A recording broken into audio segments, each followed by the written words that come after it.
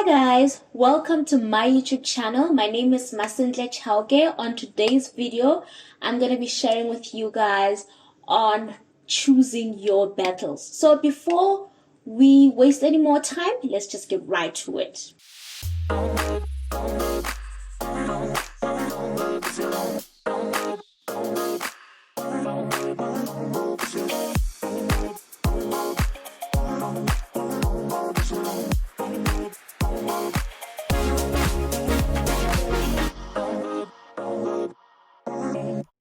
Number one, guys, always choose battles with spoils.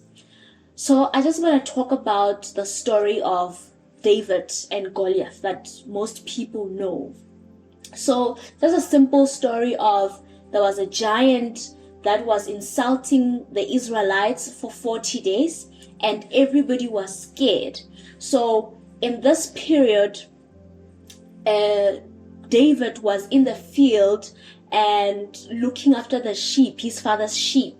But every now and then, the Bible says that his father would send him to the war zone, to send him to his brothers, to check on how they're doing and sending food, to them. So when he was being sent to the war zone, I'm just going to read from verse 26 to share with you guys some of the events that happened in regards to this whole battle. So it's the book of 1 Samuel chapter 17. I'm going to read from verse 26.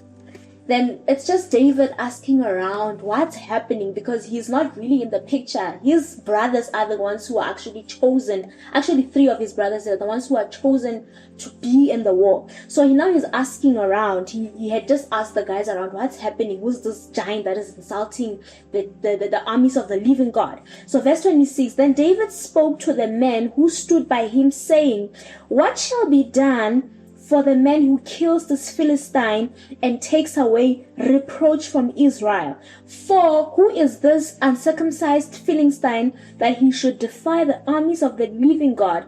And the people answered him in this manner, saying, so shall it be for the man who kills him. So in the previous verse, they explained that when you kill this giant, what you're going to get is the princess, the king's daughter for a wife, and you and your whole family are not going to be paying taxes anymore. So now, verse 28, Eliab, his oldest brother, heard when he spoke to the men, and Eliab's anger was aroused against David, and he said, why did you come down here, and with whom have you left those few sheep in the wilderness? I know your pride and insolence of your heart, for you have come down to see the war. So now David is asking around to see what's happening with the war, and his brother is mad at him to say, I know your pride, you just came here to see the war. So David is faced with 2 battles now.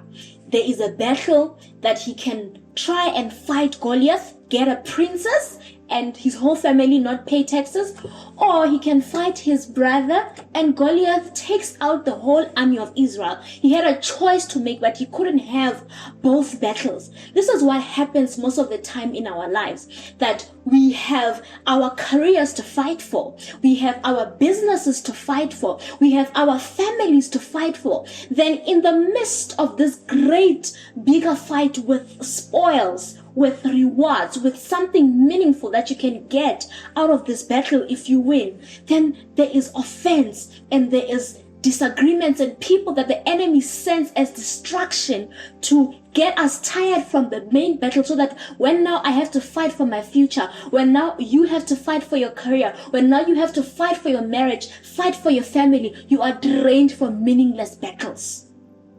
So I want us to be like David. I want us to be like David and say, I'm gonna continue asking what's happening with Goliath, because that's where the reward is. And look at what David did in verse 29. And David said, what have I done now? Is there any cause? And he turned from him towards another side and said the same thing. So I want us to learn to turn away from distractions. I want us to learn to turn away from battles with no rewards, battles with no spoils. Sometimes the enemy will send a person to just mess up your day so that you stop praying about the main issues that are happening in your life. Because most of the time when we are offended or when we are angry, we can't pray. Because the enemy is now distracting you from this main thing, this main purpose. But I want us to be like David. The Bible says that he turned and now he went to the other guys and said, what will I get if I fight this man?